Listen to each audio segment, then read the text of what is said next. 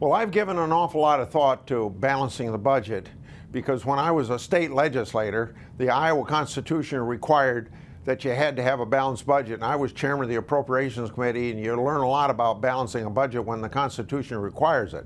Now, when I was elected to Congress and a member of the House of Representatives, I thought, well, why don't we pass a law?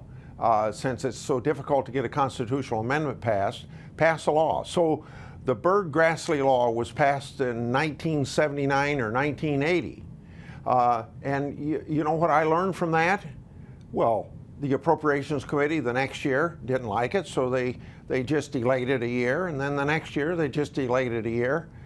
And so passing a law requiring a constitutional amendment in Congress just doesn't do any good. So that's why I'm an advocate for balancing the budget. 46 states have such constitutional amendments. The federal government needs a constitutional amendment. You take an oath to uphold the Constitution. I find out it's very good discipline, and it's going to be very good discipline for the United States Congress to do a lot of things that they haven't done. Now, it's been 224 years since the Constitution's been in place. And it's too bad that we didn't pass it.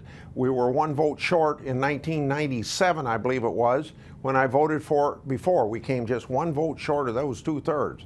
So I want to go back to a constitutional amendment requiring a balanced budget. A law won't work. We've tried that, the Byrd-Grassley law, and now we need a constitutional amendment, and I'm going to vote for it, and I think we're going to have it up before the end of the year, and I hope we get the 2/3 vote to pass it, and 3/4 of the states will approve it, and we'll be well on our road to having a culture in the United States Congress that hasn't been there for a long time, that you got to be fiscally conservative because the Constitution requires it.